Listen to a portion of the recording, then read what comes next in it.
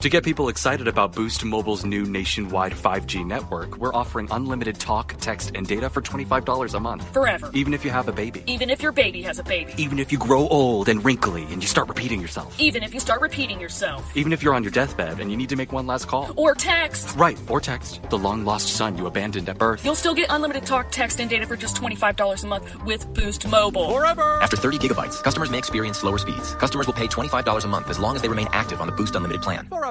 Hey there. Looking to level up your shopping experience? Let me introduce you to Amazon Live. If you haven't heard, it's a shoppable video experience where influencers and creators showcase the latest must-haves all while you shop in real time. And for those who love some celeb gossip, reality stars like Kyle Richards, Lala Kent, and friend of the pod, Paige DeSorbo. On her new show, In Bed with Paige DeSorbo, Paige invites top-tier guests to cozy up in her fluffy bed where they spill secrets, share nighttime routines, and even whip up midnight snacks. Stream and shop new episodes of her series In Bed with Paige DeSorbo every Tuesday at 7 p.m. ET by going to amazon.com/live/Paige_DeSorbo. Or you can watch Amazon Live's new live TV channel on Freevee or Prime Video under the DIY section and shop along on your phone. Hey, I'm Ryan Reynolds. At Mint Mobile, we like to do the opposite of what Big Wireless does. They charge you a lot, we charge you a little. So naturally, when they announced they'd be raising their prices due to inflation, we decided to deflate our prices due to not hating you. That's right. We're cutting the price of Mint Unlimited from $30 a month to just $15 a month. Give it a try at mintmobile.com/switch. $45 upfront payment equivalent to $15 per month. New customers on first 3-month plan only. Taxes and fees extra. Speed slower above 40 gigabytes. See details. Surviving Sister Wives contains adult content that may not be suitable for Latter-day Saints or sinners. Listener discretion is advised.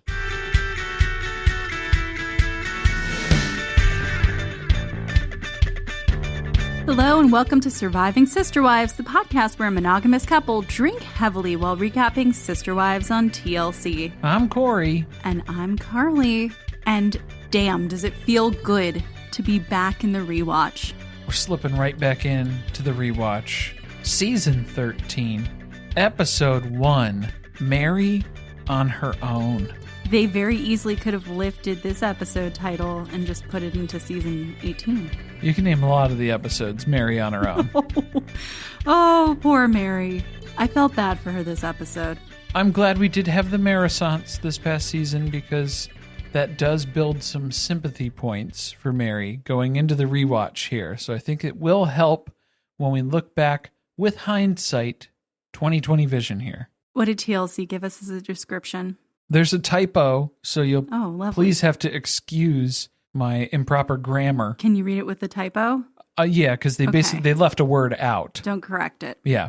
Meri's offer on the bed and breakfast is accepted, but she doesn't the cash for the down payment and asks the family for help. Kody steps up, but later reneges, leaving Meri to come up with the money on her own. Reneges, that's a fancy word for them. It's like very official. It's almost as if they had an actual contract in place. Reneged on the deal. That would be the solution to some of these issues, too, is just a nice contract between family members. That would be good. I like the desperation that it implies here, too, where Meri's left to her own devices. She's going to have to start selling foot pictures on OnlyFans.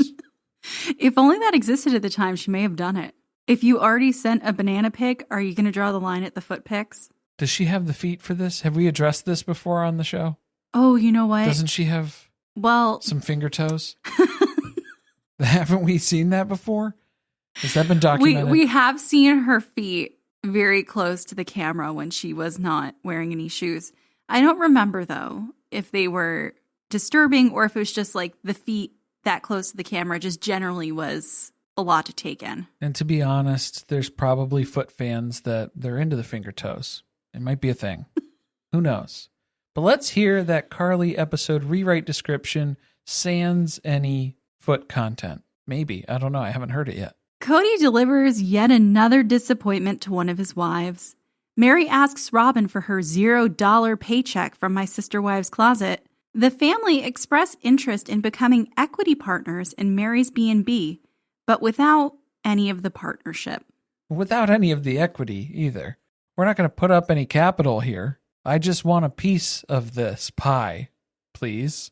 I can't wait to talk about it. It was an unhinged conversation. If you're not going to offer money and you're not going to offer work, labor to support the business, what are you offering? That is the question. This is the beginning of the question of, did they just keep Meri around to keep pouring money into the family pot? Because it certainly seemed that way in this episode. We've got a lot of announcements this week, so please buckle up. Don't fast forward, because there is a lot of information here that you're going to want to listen to about things that are coming up. If you're in the Patreon already, I hope you've marked yourselves safe from the email barrage that beset you this week. But it was a necessary evil. It's the last time we're ever going to have to do that, because we were adding all of the season 14, 15, 16, 17 episodes to the Patreon, so you can listen to those ad-free as part of the archive now. Yes, unfortunately, Patreon does not have a bulk upload feature that allows us to bypass all of the emails that get sent. So I'm glad we all made it through. We're on the other side. And like Corey said, now you can listen to everything we've ever recorded ad-free on the Patreon. But more importantly, let's get into Sister Wives news, because some big things happened since the last time we recorded. David and Christine officially own their own Airbnb. I think own is a loose term. It's going to be in quotation. I don't think they paid cash for this place is what I'm getting at. All right, so maybe it's an Airbnb. They're renting it out. They have an Airbnb that they're putting on the market starting in March. So if you're interested in traveling to Moab, Utah, you might want to check it out. You can find all the info on Christine's Instagram. But I don't know if they want to call this an Airbnb, a place to stay overnight. It's kind of turning into a Sister Wives memorabilia museum. The Sister Wives Hall of Fame, maybe? Christine posted something really weird on Instagram about how she's making what it looked like a scrapbook. It looked very much like a scrapbook would look. A hodgepodge collection of articles, news, stories, old print media. Do you remember what this is like? Taking those, cutting them out, and then crudely pasting them into a book so you can flip through them. I think there's a big disconnect here between what Christine thinks the Sister Wives fandom would like to peruse in this Airbnb situation. That's not what we came here for. We're not looking for People magazine write-ups and all of the snippets from your press releases. No. No, and it gave people the ick because the comments started blowing up, so she turned them off. And I want to know, what do you think, Corey, would be something better to feature in the B&B? And this is something that she's using to promote it. It is in the description on Airbnb.com. I feel like if we can get our hands on the Fajita Cantina sign from season 1, that's the dream. That's the goal, but I don't think it's going to happen. I want Janelle to get the boot lamp out of storage because she confirmed she still owns it.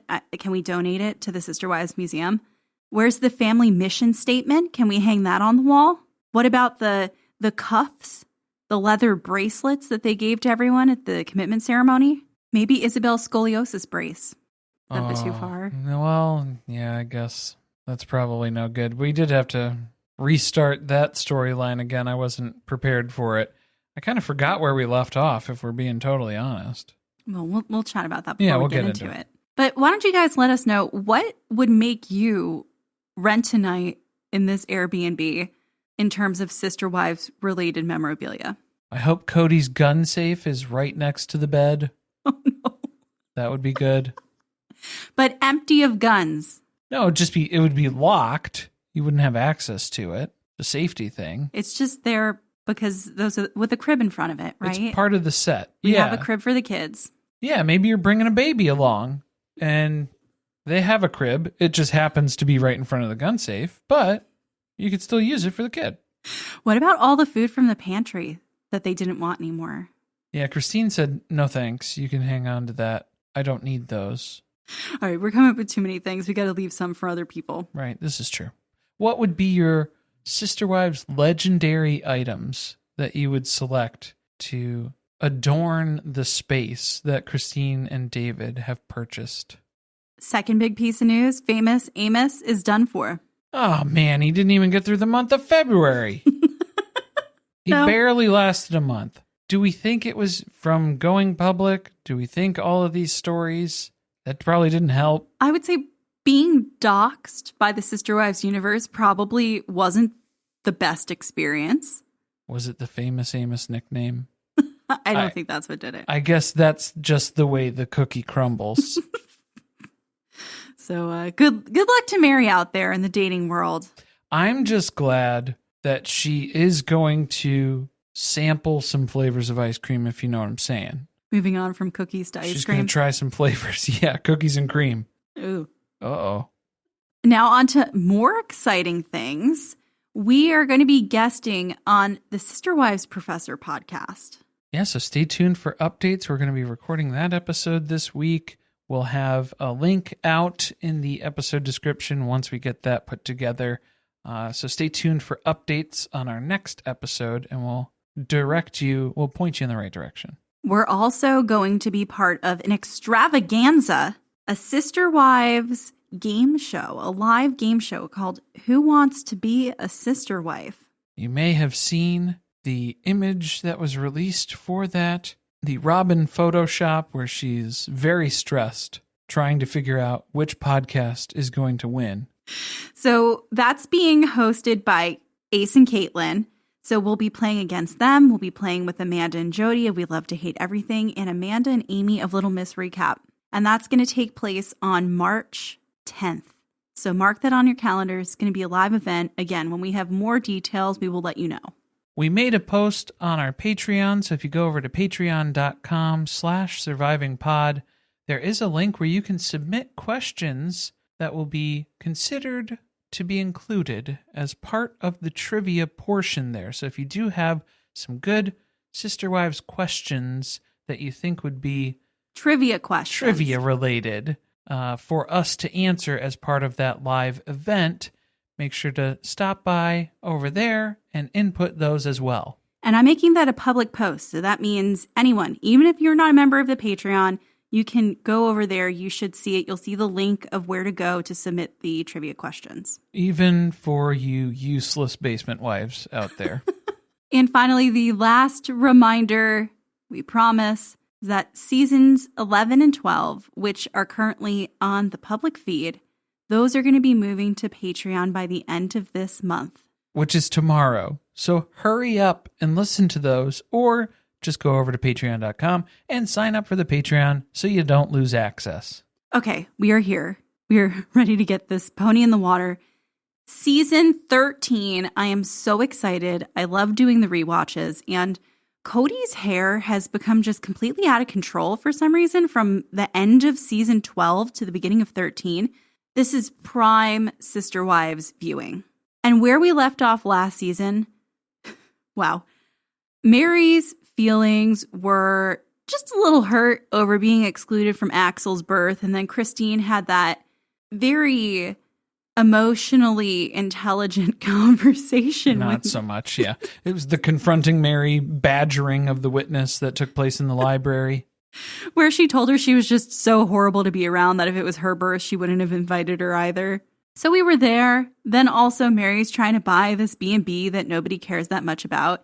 And we're still trying to get back past the catfishing. So there's a lot going on in the Meri universe. Yeah, Meri keeps trying to make friends who are also catfished. So she's found another way to make friends. And it's just through different forms of emotional trauma that she's been through. So either being married to Kody's the first one, and now it's you had to be catfished by the same person. These are the two surefire ways for Meri to make friends. We open the episode, and Meri has called all of the adults over to her house to break some real tough news. And it's not what they were hoping for, because you know they were hoping that the whole B&B thing fell through. But she's here to talk about the catfishing again.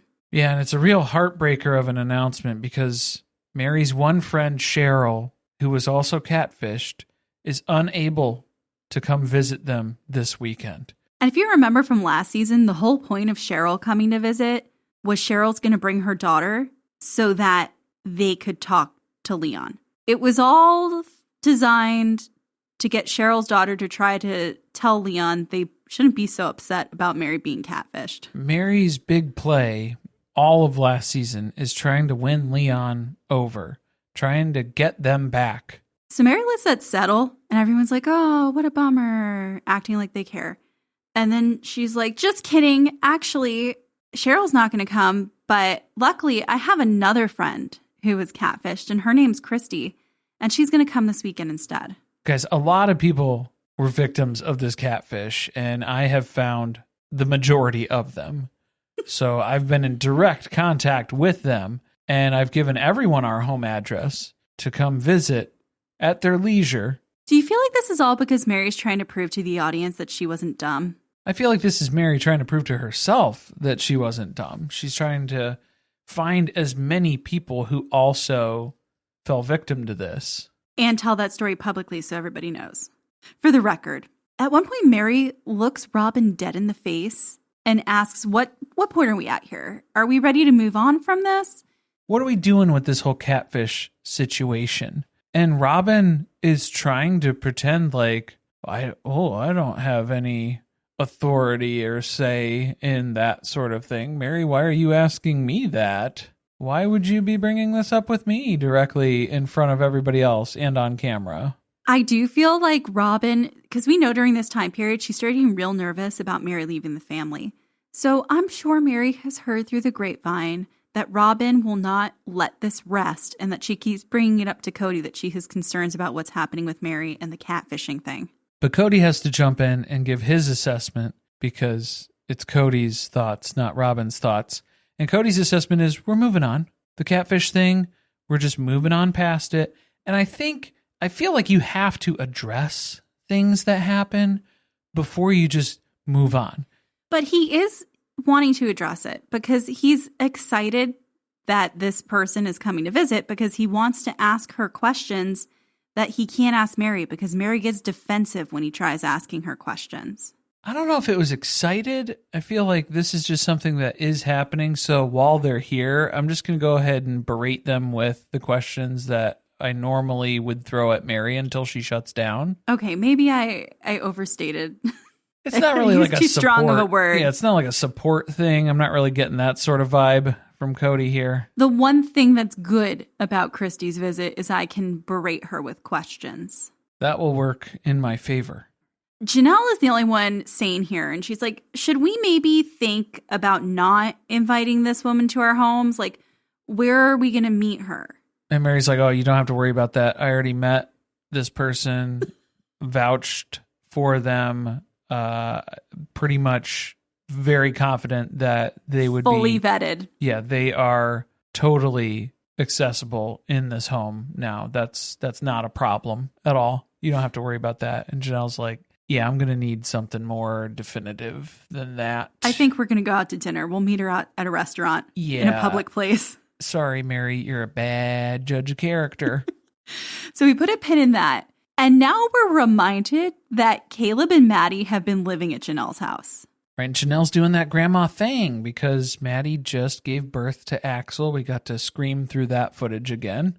And Janelle loves having Axel in the house. And it's nice to have Maddie and Caleb around too, I guess. Is it weird that now whenever I see her birth, I just associate it with Chinese food and then I want Chinese food? Yeah, that's a little weird. Probably. But it makes sense, right? A Pavlov's dog situation going on. Yeah, that must be what's happening. But they're moving into their own place. It's right down the street. It's like a block away. But I think that still counts as moving out. They are moving out. Not far, but out. They're on the Robyn move-out plan. Remember? She lived a block away from them as well. How do they always find a rental a block away from where the rest of them are living? The baby bird method of not too far from the nest. They actually have, for the first time, what I felt like was a solid life plan. They're going to school, and they're planning to stay here until they finish because they have all these babysitters available to them who live a block away, and that's what they're planning to do.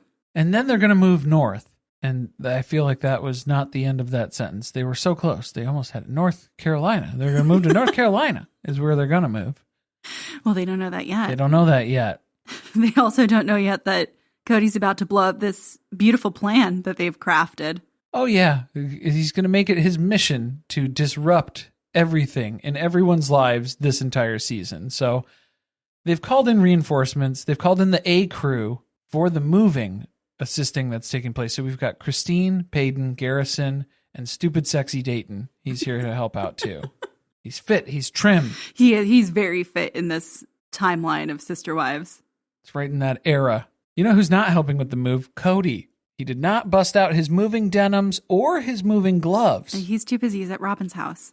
Is that what's going on? He's helping with the tendies over at Robyn's house? He's just hiding at Robyn's house. That's just one tendy, too, at this point, right? Or no, yeah, no, there's two tendies. Okay, both of them are here.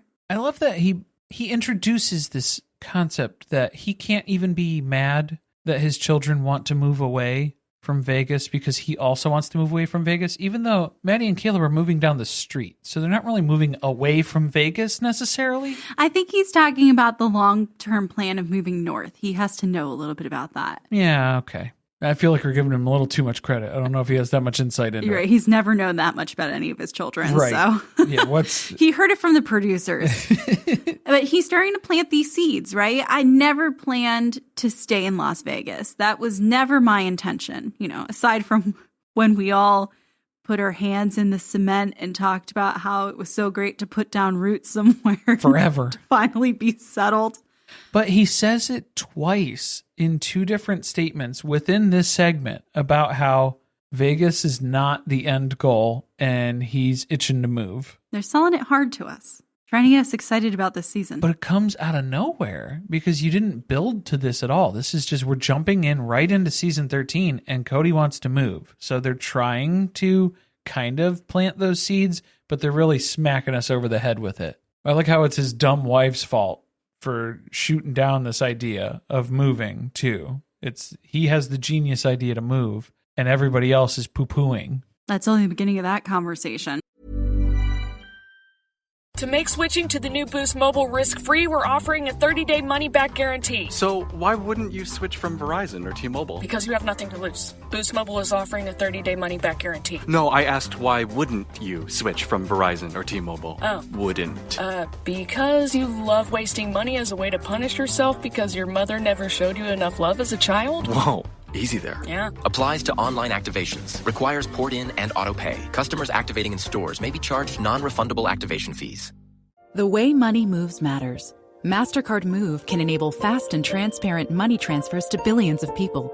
Become an employer of choice by giving your employees near real-time access to their earnings. Money sent, smiles received, priceless. Actual posting times for approved transactions will depend on the receiving financial institution. Services may be provided by MasterCard Transaction Services US LLC and MLS ID 900-705 or its affiliates. Learn more at mastercard.com/move. We all have dreams. Dream home renovations, dream vacations, or sending our kids to their dream colleges. But finding straightforward ways to turn those dreams into realistic goals, that's where things get tricky. Merrill understands that. That's why, with a dedicated Merrill advisor, you get a personalized plan and a clear path forward. And having the bull at your back helps your whole financial life move with you. So when your plans change, Merrill is with you every step of the way. Go to ml.com/bullish to learn more. Merrill, a Bank of America company. What would you like the power to do? Investing involves risk. Merrill Lynch, Pierce, Fenner & Smith Incorporated, registered broker-dealer, registered investment advisor, member SIPC. My dad works in B2B marketing. He came by my school for career day and said he was a big ROAS man. Then he told everyone how much he loved calculating his return on ad spend. My friends still laugh at me to this day. Not everyone gets B2B, but with LinkedIn, you'll be able to reach people who do. Get a $100 credit on your next ad campaign. Go to linkedin.com/results to claim your credit. That's linkedin.com/results. Terms and conditions apply. LinkedIn, the place to be, to be. This is a mini meditation guided by Bombas. Repeat after me. I'm comfy. I'm cozy. I have 0 blisters on my toes.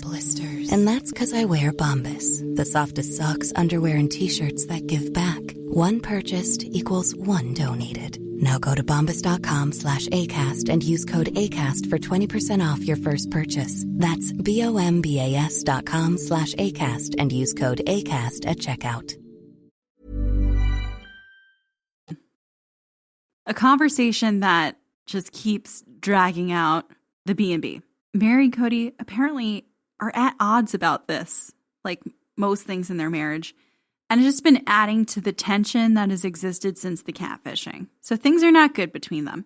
But Meri submitted an offer on the house, despite the fact that she only has a small percentage of the down payment that she needs.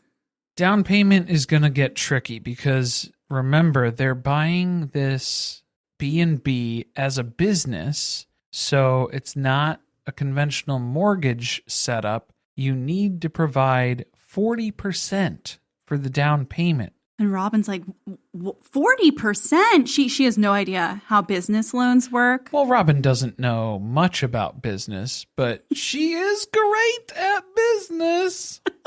But 40%, it just seems high to her. For most of the business mortgages that she's been involved in, the business lending that she's partaken from, 40% for a down payment seems pretty high. She's never had a loan. She just has family members cash out their retirement funds and hand it to her. That's kind of like a loan on your future. A loan that never got repaid. Never can. They definitely sunk more than this 40% down payment into my sister wife's closet and just wasted it. Yes, I would say so. But you should have seen the business plan. It was beautiful, top notch. It was laminated. It had pie charts. It was very impressive. So they're having a conversation about this, of course, with all of the adults. They have to all be in Meri's business. And Kody asks the big important question. Okay, so you need more money for this down payment. Are you willing to put up this house here in Vegas? Are you willing to have that be on the line as equity for this B&B? And I like where Meri's thinking on her feet here, because she flips it back and she goes, well, that's why you guys should provide me with the money for the down payment. Because if I put up my Vegas house as equity, as collateral, and then the bank comes and takes it, you're going to have some weirdo person in the cul-de-sac here who just buys that foreclosure in cash and moves in. I feel like that's going to be weirder, right? So maybe just avoid that whole situation and just give me the money so I don't have to go and get a loan. It doesn't compute for anyone. No, they're like, you know what? We maybe would enjoy a stranger as a neighbor instead of you, Meri. Maybe don't sell that so hard, because it might be a dream we take you up on. You've kind of been a stranger as a neighbor for quite some time now. Janelle barely even waves hello to you when you take the trash out at the same time. So that didn't go very well, that initial conversation. But luckily, it's time for a back-to-back family convo, because she calls everyone over yet again for another meeting. And she's got the Fidelis necklace on. Did you see? Very nice. Shined it up. It's fully visible because she needs everyone to be reminded of the loyalty and the Fidelis she has for this family. And she needs this down payment, so she's pulling out all the stops, asking this question. Good news. Her loan for the B&B was approved. So now her offer's been accepted. She's got her loan approved. And the wives all start getting excited. They're clapping. They're like, that's great, Meri. And you just see all of the color drain from Kody's face, because he knows that they still have to talk about the down payment money. He doesn't have any money. So we find out, we start to fill in some of the blanks, because basically we were talking in percentages in the initial conversation, and we didn't really know how much money are we talking about here. So she needs $80,000 for the down payment. That's the 40%. Correct. That's the total she needs. She has now managed to save up half of that down payment. She's got $40K, which is like a miracle, because in the last conversation, she only had 10% of it. She had $32,000 when they last talked about this. So she has saved $32,000 in this amount of time. Did they say how much time had passed? Because that alone is impressive. It didn't seem like it was a lot. She's selling a fuck ton of LuLaRoe clothing. So is are we talking months? Probably like months, it looks like. This is a reasonably How short. long do you wait for a loan to be approved after you put an offer in on a property? It's not that long a period of time. A couple of weeks, maybe? So like a week, a few weeks, maybe months, plural, that we're talking about, possibly. She has made a miracle happen here. She has turned water into wine. This is what baffles me. We have proof of income. Meri is earning money at a pretty rapid rate. So for her to then come to the family and say, hey, I just need the other $40K. Could you guys front that for me? And then I'll pay it back. So like how she's going so hard on selling LuLaRoe right now, and she has turned around $32,000, which if she does that again in the next few weeks or how long couple are you of going to wait months, to get paid back on your loan? You're going to get paid back quicker than what Kody's doing, diddling around with the money in his business with Brian. The whole thing was sketch. So he starts bragging about how he and Brian, remember Brian's his business partner, the one whose wedding he went to during COVID. He didn't just go to Brian's wedding. He officiated You're right. Brian's wedding. Please show some respect, Carly.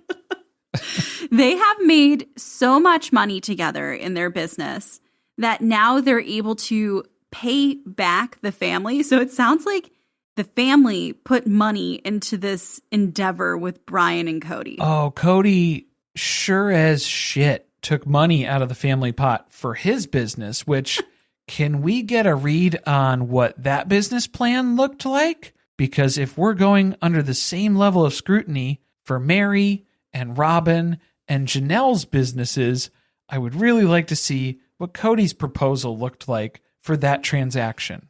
And how long they've had the money, that's another question I have. I feel like they've been sitting on it for a while. He offers the money up. He's like, Meri, if the family doesn't need it, it's yours. And Robyn's eyes bulge out of her head because she's like, well, I could use $40,000. Yeah, that's a lot of my sister wife's closet inventory. My sister wives closet inventory. She's going online shopping. Fuck my sister wives closet. We could really stock up. And Christina's like, can we see a business plan? Because now Kody is ready to just throw money at this. And so Meri doesn't really have anything to give, but then she does slip up and mention the business plan at some point too. So Christine's like, wait, so you do have a business plan. Let's see it. So Meri has to then shamefully go over to the cabinet, pull out these printed copies of whatever business plan that she slapped together, and then she's handing them out. She doesn't even have enough copies for everybody. She's shamefully passing these out. Excuse the, it's very hastily put together, and please just, it's not a finalized approach or anything like that. But look, if this family knows anything, they know a bad business plan when they see one, and they know because they've written many. They know this is one of the bad ones. This is a bad business plan. They learned nothing from the Shark Tank episode, did they? That experience, nothing sunk in. So it's something. It's a couple pieces of paper. There's not much information there.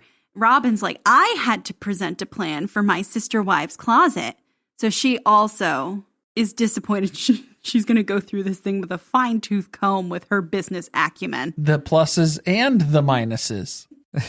I didn't like how Janelle kept talking about how she's worried since it's such a big investment. No, it is not an investment. This is a short-term loan.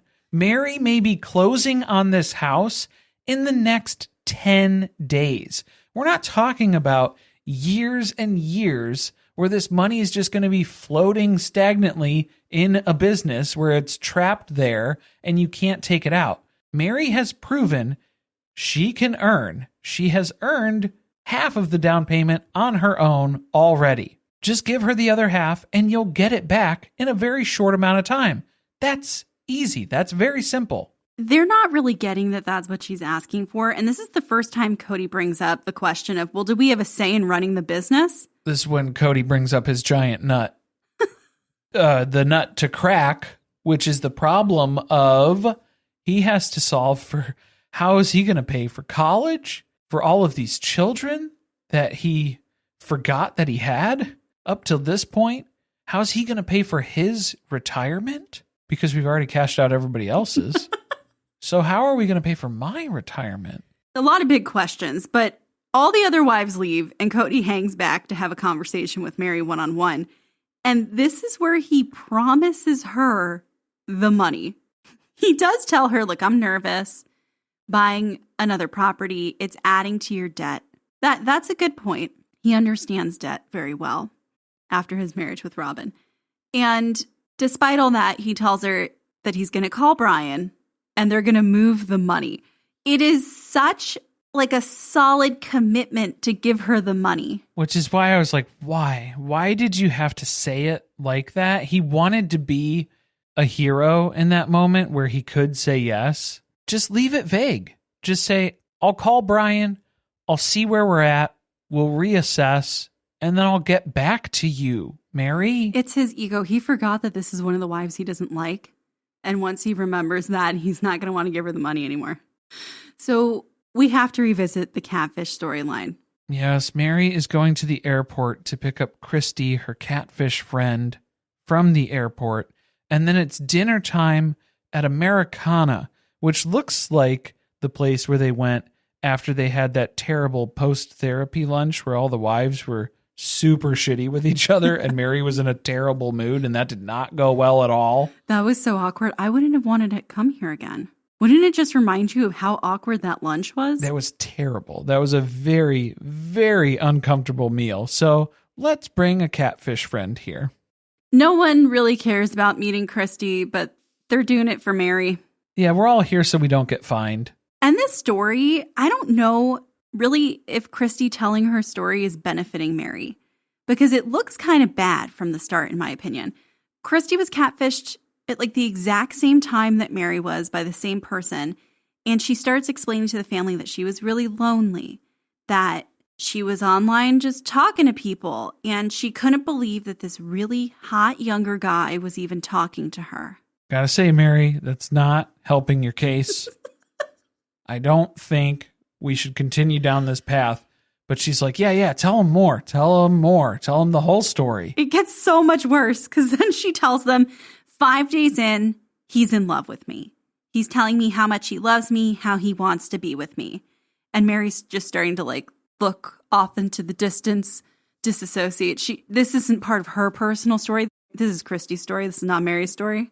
So we get the whole wild ride of the introduction of the female characters. It's a different name every once in a while. So for Christy's story, it was a Jackson Walker character who was introduced to her, a Walker Texas Ranger, if you will.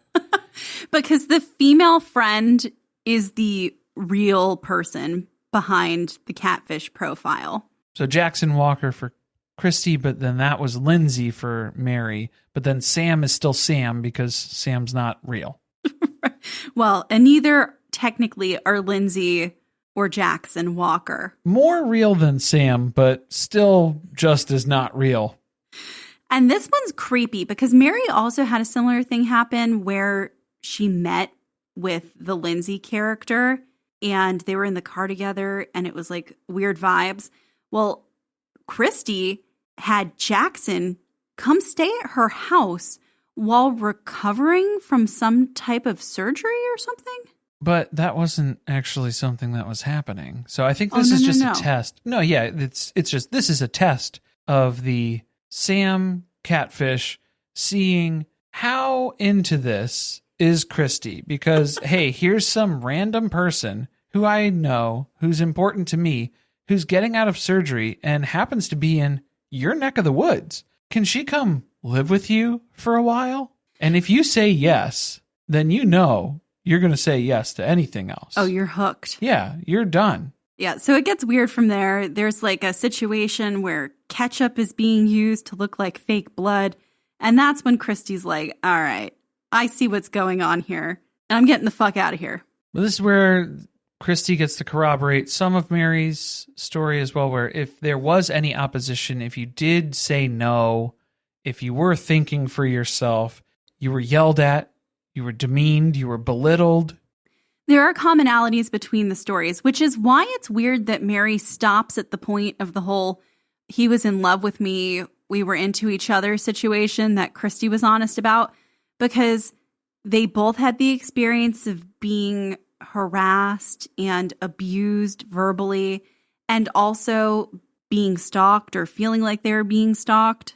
And this is where Kody starts getting excited, because now he wants Meri to relive the trauma and give him details. He needs the details. So tell me about all this horrible stuff, because I'm having a hard time understanding. So I thought this was really interesting because he's specifically asking Meri about the threats that were being made, because Meri just talks about how they were threatening her and it was really scary, but she never explains exactly what was going on.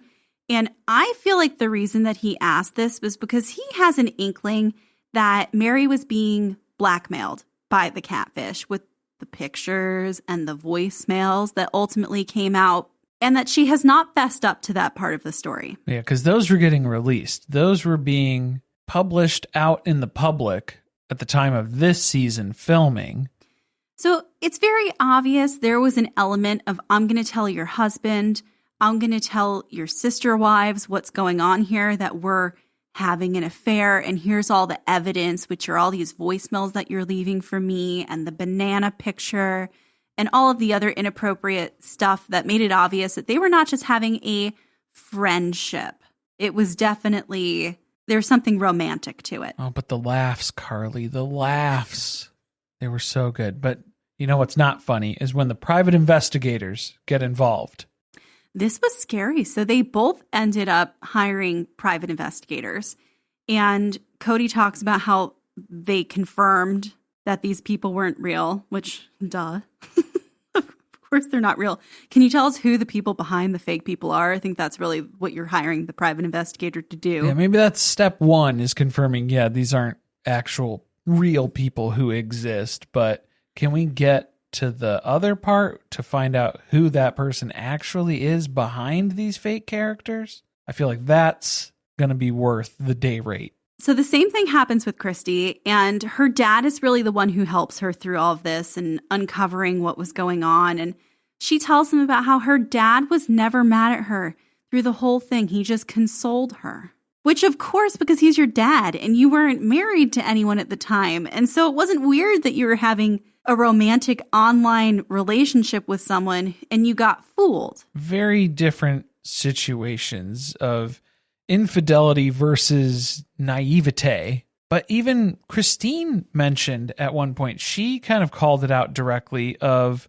the manipulation of someone's emotions and taking advantage of someone falling in love. And she was talking about Christy's story, but I feel like it has to apply to Meri's story too. And so there was kind of a calling out moment when she was specifically saying how terrible it is to exploit such a magical feeling of falling in love. Oh, I thought you were talking about Kody being exploited by Meri.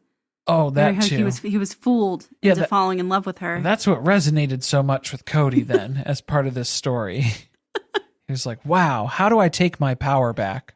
Is it patriarchy? Is that it?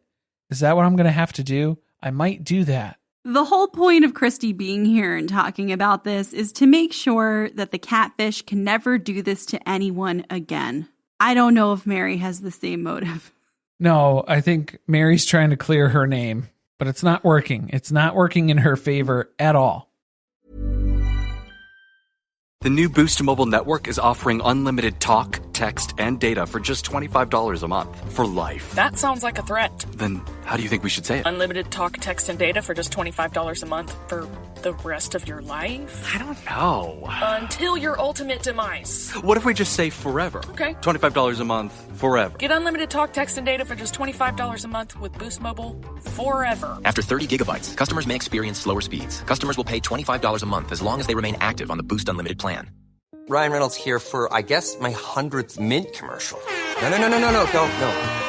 No. I mean, honestly, when I started this, I thought I only have to do like 4 of these. I mean, it's unlimited premium wireless for $15 a month. How are there still people paying 2 or 3 times that much? I'm sorry, I shouldn't be victim blaming here.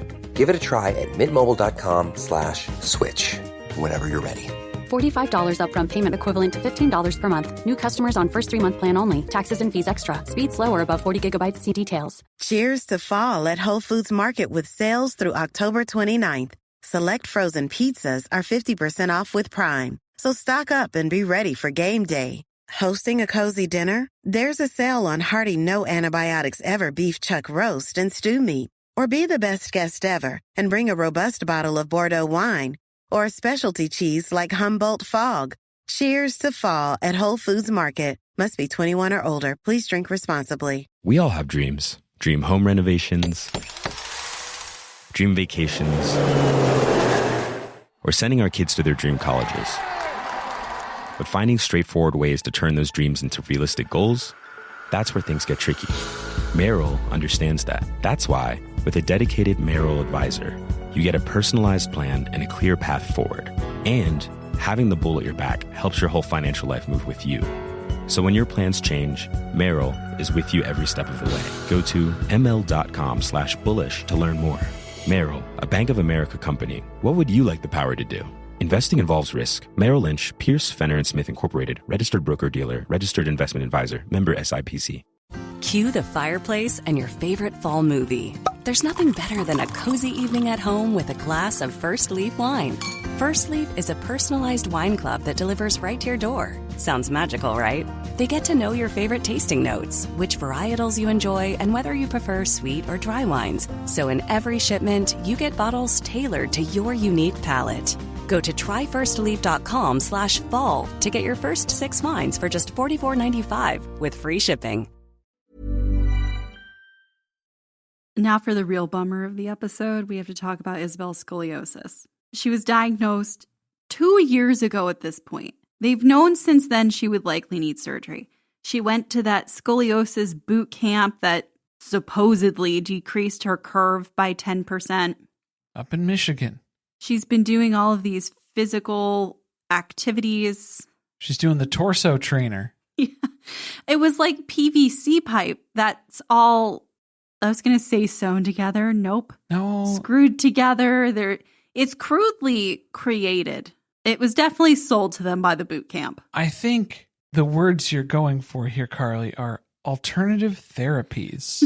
So she's been doing these exercises 4 times per day. Once before school and then 3 times after school. It is so time intensive that she can't do extracurriculars because she has to be home to do her exercises 3 times after she gets home from school. She doesn't have time to socialize.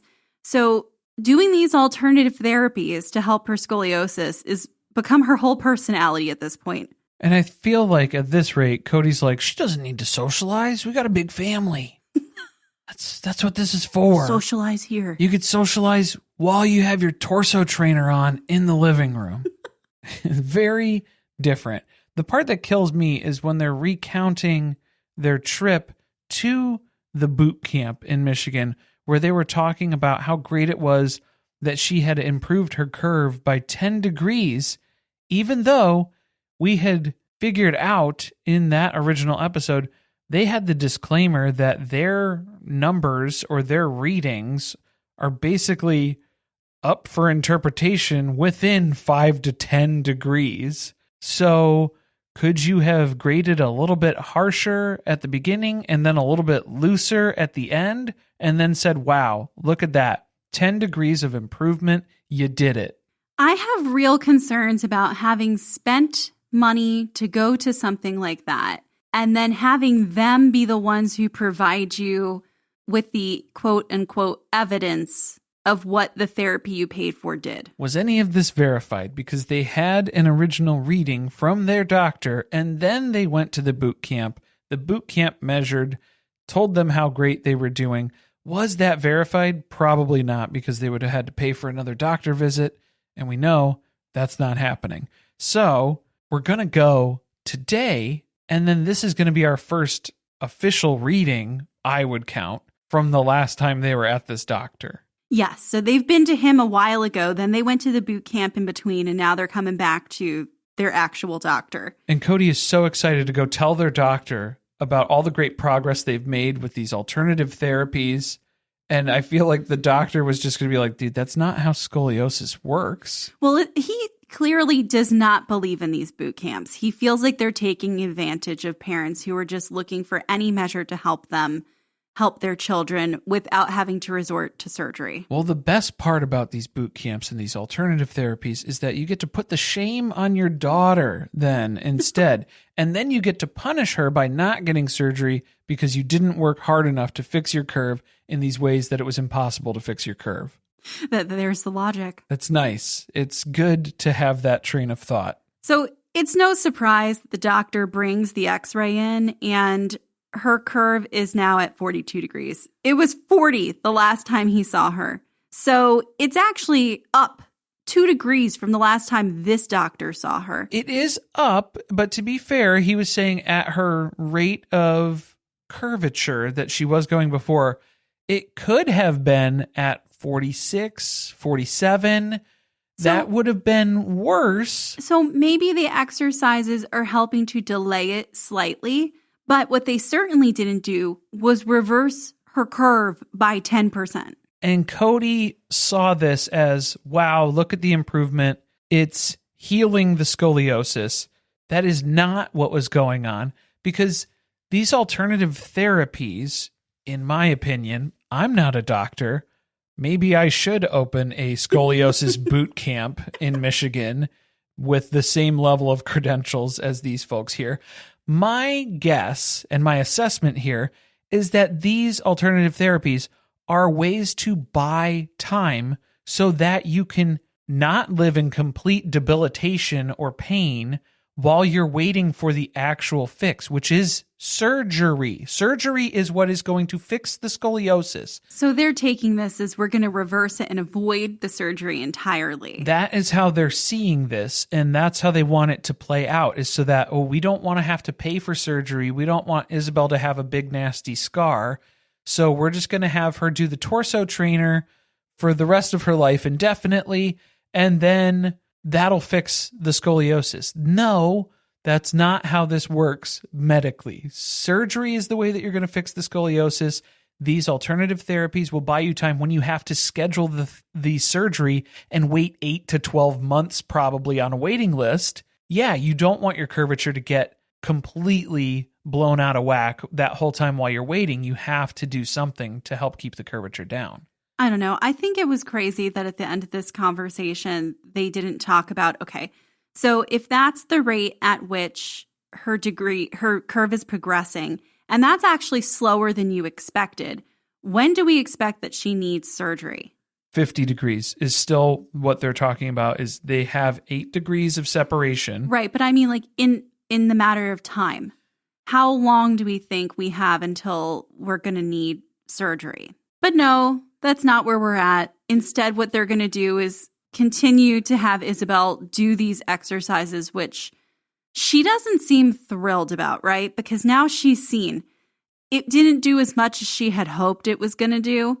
She seems to also think that hopefully this could help her avoid having surgery. She's the one who actually has to do surgery, so I think she's probably the one who's most terrified about it. So I don't blame her for feeling that way. Well, Kody's only afraid of poverty, and this surgery would get him closer to poverty. So I don't know. She might not be as scared as Kody. I just kind of feel bad for her. Like, do you maybe say these don't really seem to be doing that much? We should really be planning for when the surgery is probably going to happen. Maybe we let you, live a normal life of a kid, do extracurriculars that you want to do after school instead of coming home and doing the stupid trainer all the time. The part that bothered me was that this doctor did not get direct enough with them to have that sort of conversation, because you're hearing what Kody is saying.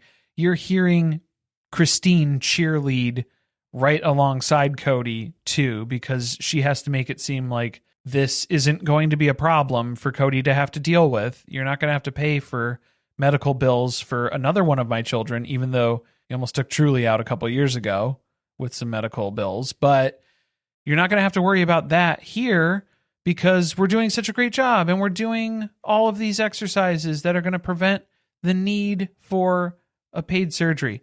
this doctor needed to sit them down, look them in the eyes and say, that's not what this is. That's not what we're talking about. You know what this feels like to me? It feels like a good time for Robyn to give up her legal wife status. Now that her kids are adopted, that's not an issue anymore.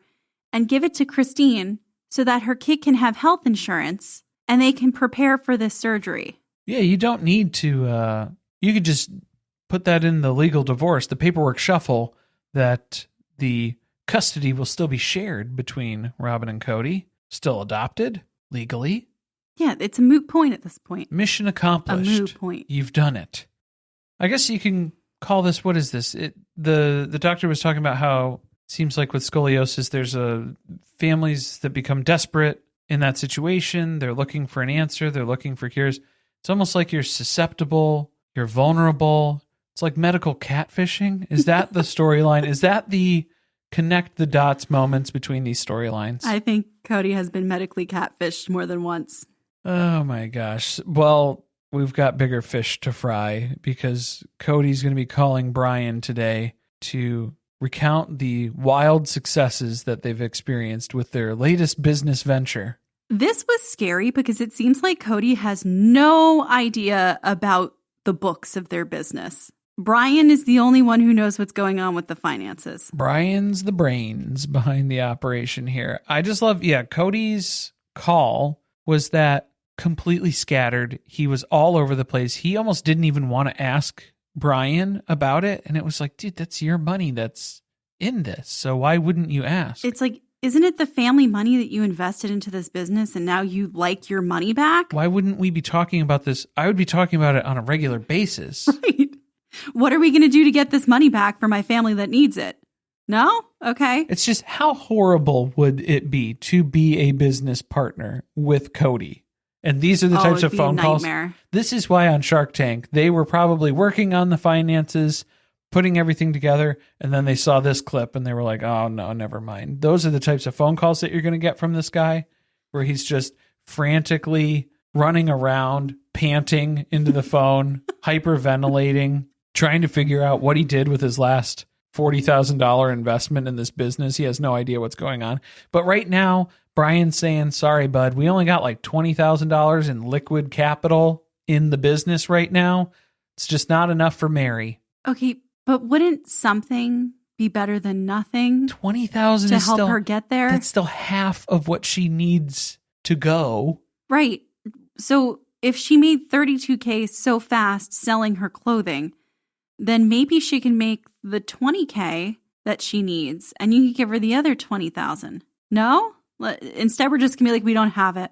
Nope, it's all gone. Actually, the family needs that. We are going to take out that $20K out of the business right now, but it's going to go to the family budget because we haven't redone the budget since we were in Lehigh, probably. I don't think we've cracked open the family finances book here in quite some time, and we did another once over, and we need all of that money. Uh-oh, sorry, Meri. I know I promised it to you, but...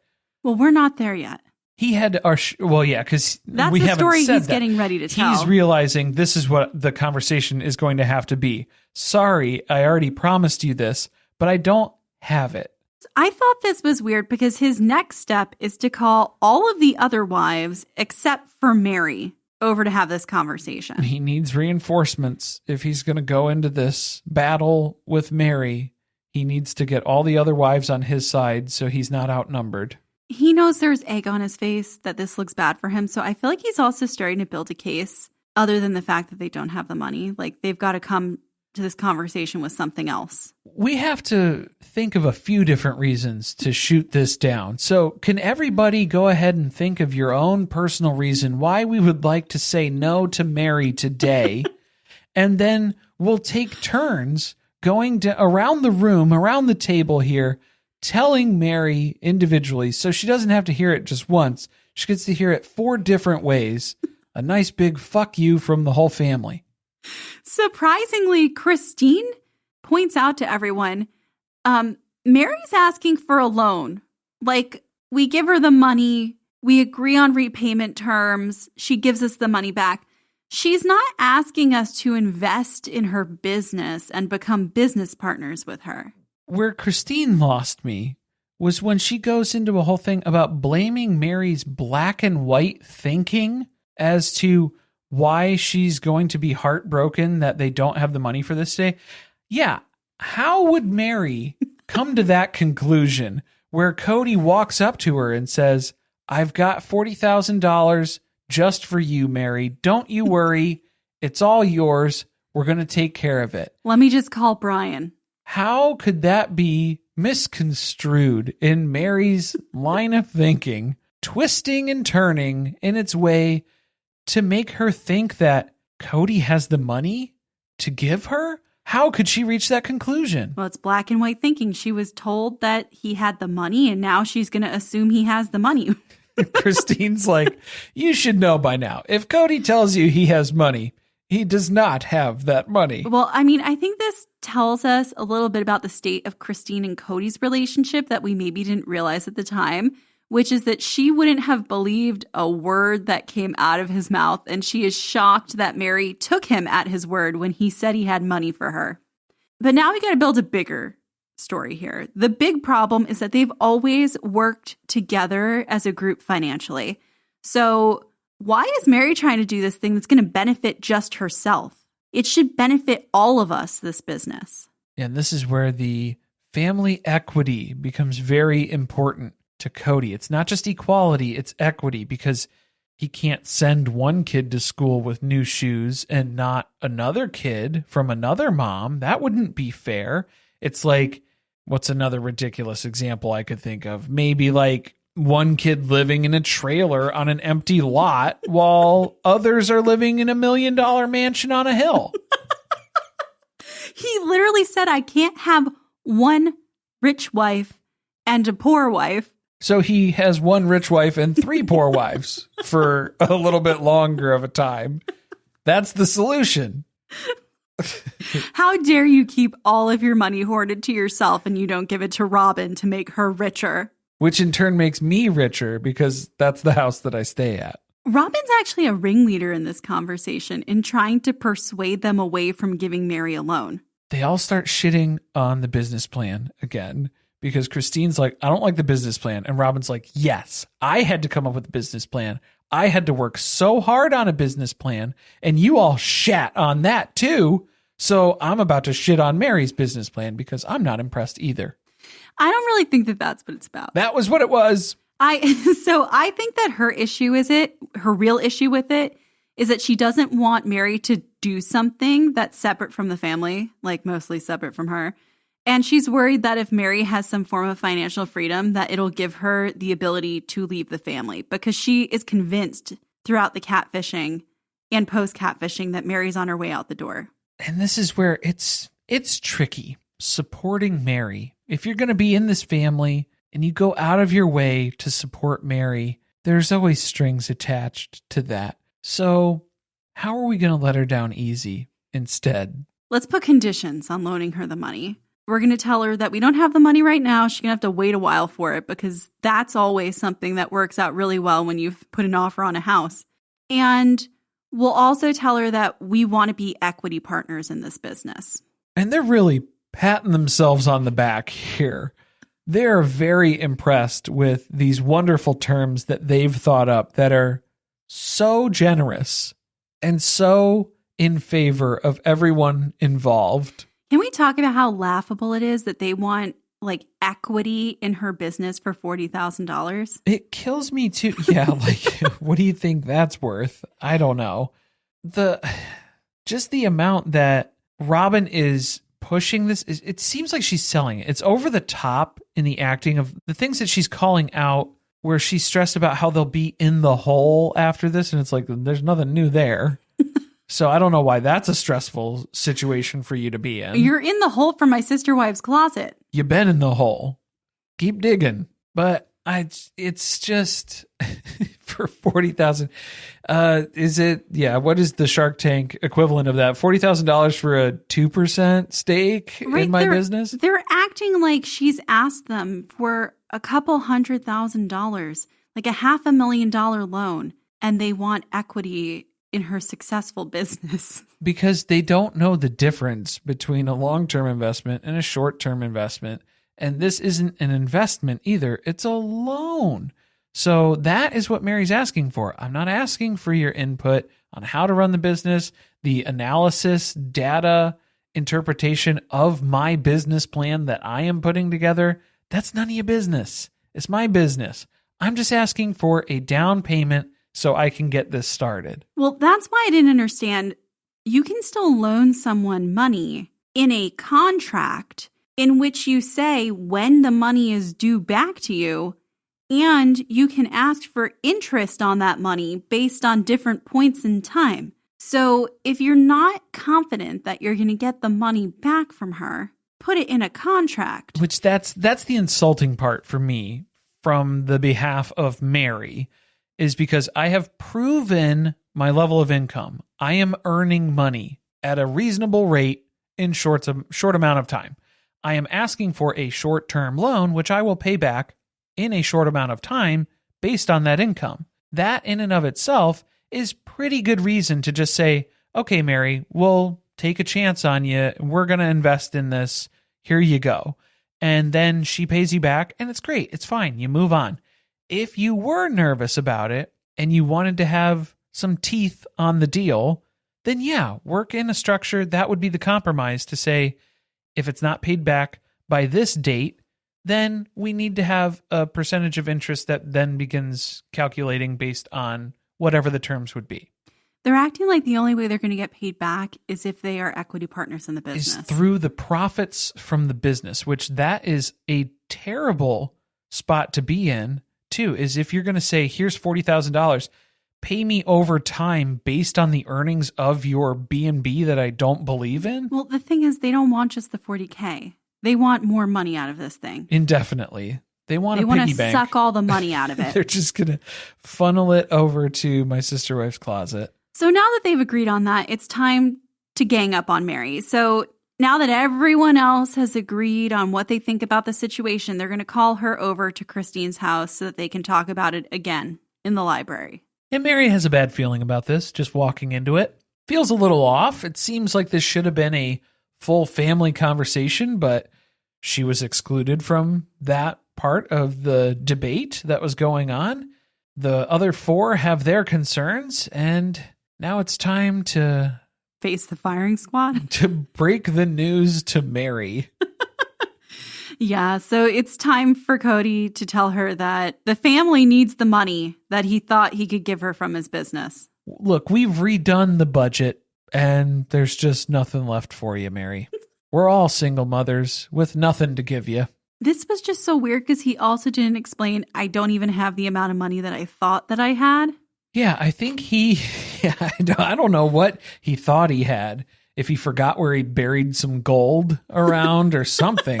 But yeah, his assets are not being managed well. Well, apparently he talked to Janelle because at one point she was like, we need it for the taxes.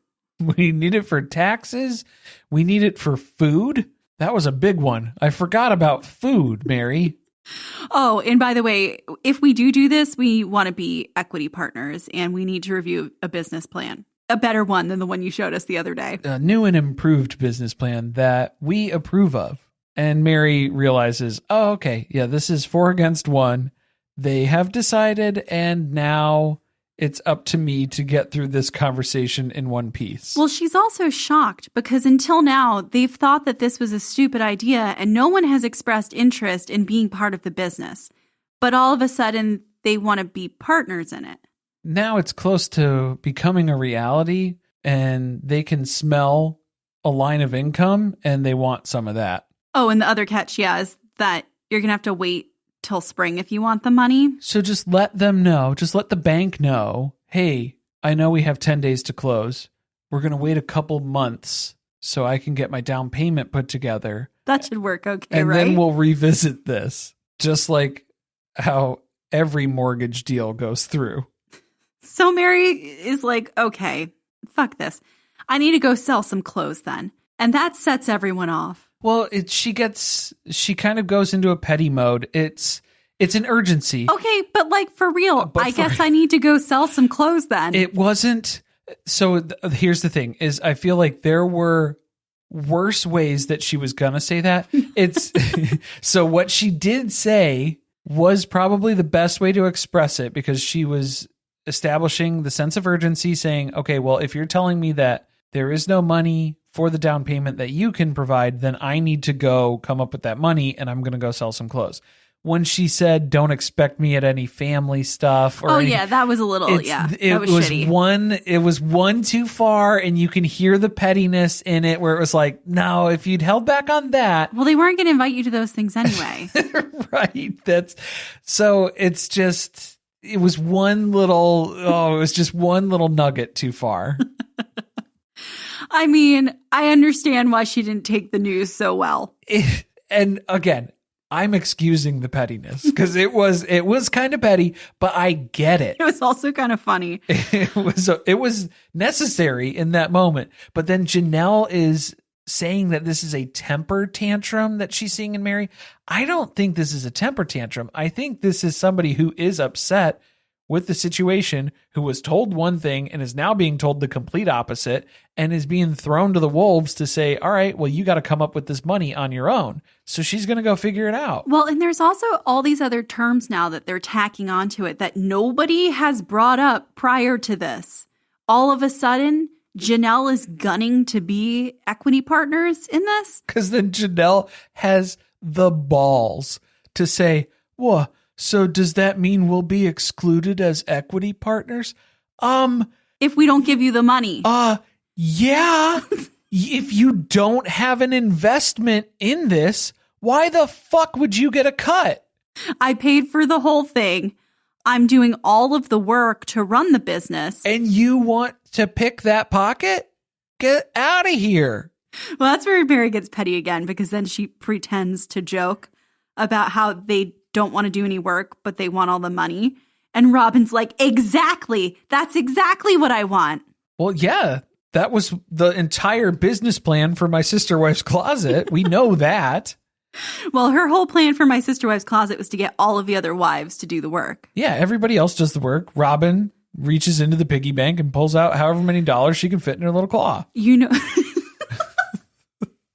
know what Meri should have done? She should have called their bluff, and she should have brought a very detailed business plan explaining all of the ways in which the wives and Kody were going to need to help with the B&B in order to be equity partners in it, and they would have backed the fuck off of that. They'd have been like, I don't think it's worth all that, Meri. If you're going to ask for that much help, I've got 3 other full-time jobs that I'm running. My personal favorite moment was when Meri snapped at Robyn about where her My Sister Wife's Closet money is. And Robyn's like, well, it helped with taxes last year. Yeah, bitch, as a write-off. Because it lost so much money. It's all minuses. There are no pluses. Kody didn't like that. No, Kody is seeing this. He's now looking through the lens of his broken marriage with Meri and his bitterness from the catfishing incident. Well, and her coming for Robyn. All of this. But he's saying that Meri is so selfish. This is a self-indulgent purchase for Meri, where this is her B&B and it's her money and it's her income and it's her equity, and we don't get any of it. This whole process is all just Meri, Meri, Meri. I do think that he's upset about the fact that they put Leon through college, and now it's like, okay, so Meri has a house, her kid got through school, they got Leon a car, that everything for Meri is all tied up with a bow and done with.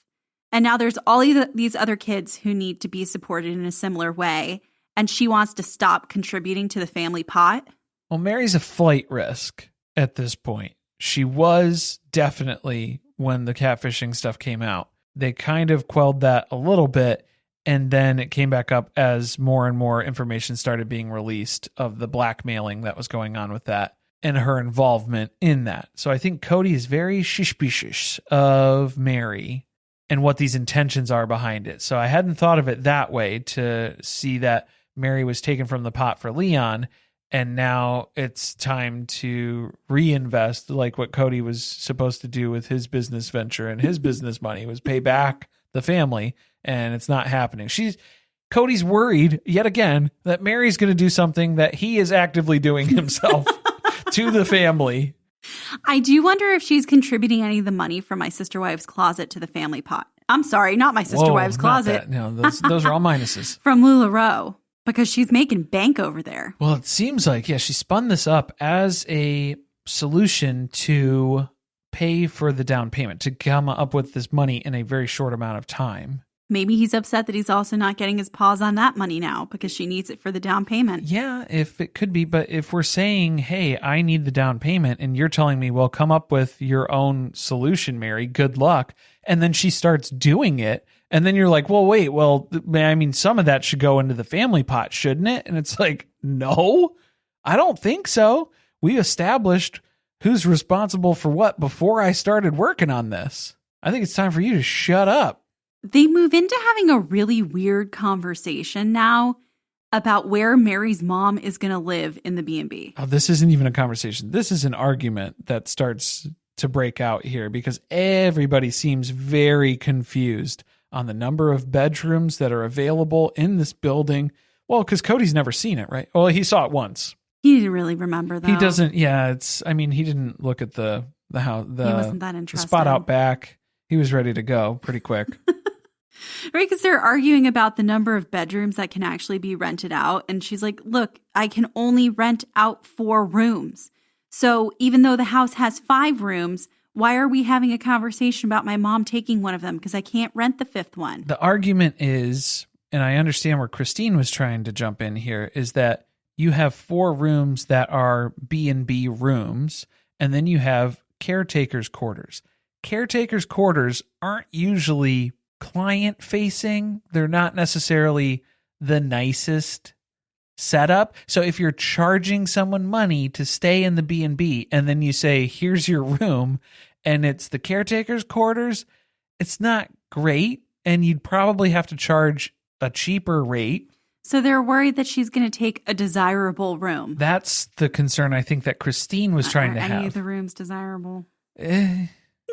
Yeah. They all look a little haunted. So, and I think they were talking about repairs. There might be changes that need to be made for the caretaker quarter. So if you're already having enough trouble coming up with the down payment in cash, how are you going to pay for renovations before you start renting this out to then earn your money back? A lot of questions. Good thing that Meri's doing this herself and she doesn't have to take in anyone else's opinions. Kody stormed out during this conversation, this part of the conversation, because he couldn't stand it. But then he storms back, much like Robyn. He took a couple laps around the pond, and then he's cooled off now. So if we're done with that argument, where do we go from here? What are our next steps? And Meri's like, I'm going to go sell some clothes.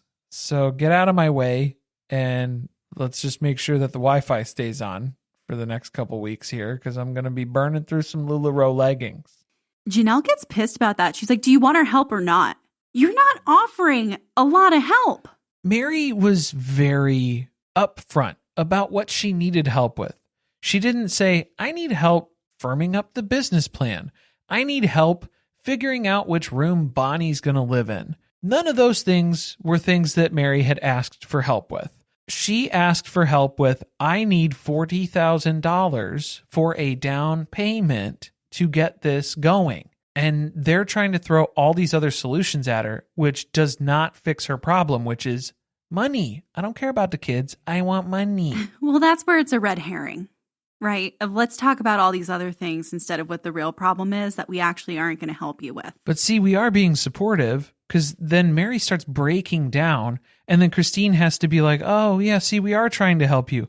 No, you're really not, because you're telling Meri that you are trying to help, but you're not fixing or offering a solution for the only problem that she has actually asked for help with. You're doing all of these other contributions to make yourselves feel like you are helping when you are in fact not helping. Meri's had enough. She gets up and leaves. And as soon as she's out of there, Kody starts talking shit behind her back to the other wives. Suddenly, this is like some type of spiritual development opportunity for her where he's like, I just need Meri to do this alone. Well, before she stormed out too, I loved the part where Robyn was trying to steal the misery from Meri again because she's just siphoning off, oh, these emotions that you're feeling, I've been there. Oh, I've been arguing with Kody about my sister-wife's closet forever. I had to show him the business plan when I didn't want to work on it. I had to convince him of all this stuff to have you guys cash out your 401ks and throw all that money down the hole. I've been selling this vision. Same thing. I'm going through the same things that you have. I've already been there. And Meri had to reply back with, yeah, well, at least you got yours. Because I'm still trying to get my dream off the ground here. Yours was handed to you on a silver platter and crashed and burned. I would like to get my shot at happiness here. I am shocked that at the end of this, Christine is still the one who seemed to keep a level head throughout this entire conversation because she's annoyed that Kody is making it sound like they're putting their entire financial future on the line to help Meri with $40,000. Which is so wild because it's honestly, Christine understands. She's not asking for you to risk the entire family fortune on this endeavor.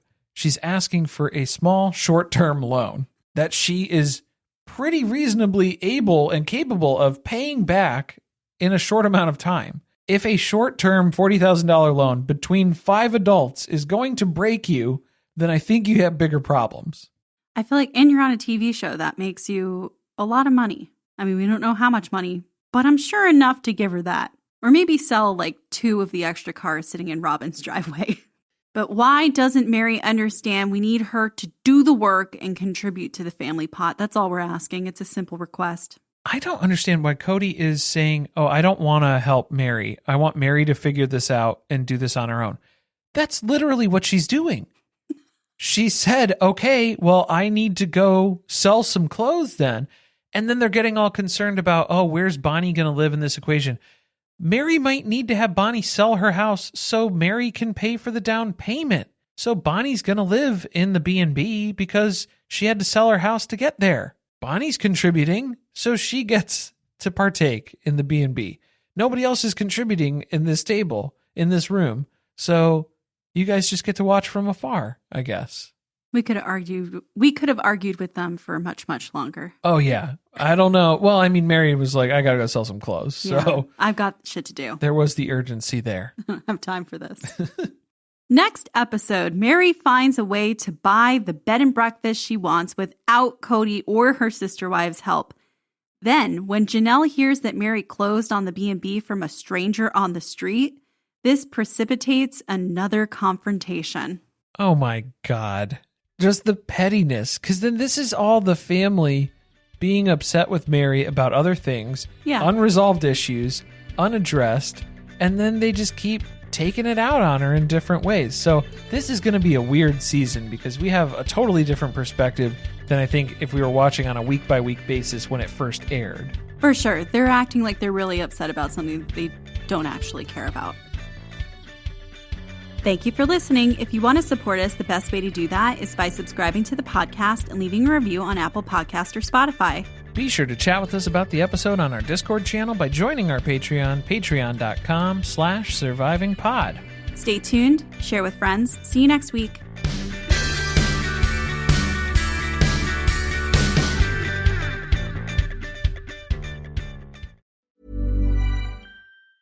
To get people excited about Boost Mobile's new nationwide 5G network, we're offering unlimited talk, text, and data for $25 a month. Forever. Even if you have a baby. Even if your baby has a baby. Even if you grow old and wrinkly and you start repeating yourself. Even if you start repeating yourself. Even if you're on your deathbed and you need to make one last call. Or text. Right, or text. The long-lost son you abandoned at birth. You'll still get unlimited talk, text, and data for just $25 a month with Boost Mobile. Forever! After 30 gigabytes, customers may experience slower speeds. Customers will pay $25 a month as long as they remain active on the Boost Unlimited plan. Forever!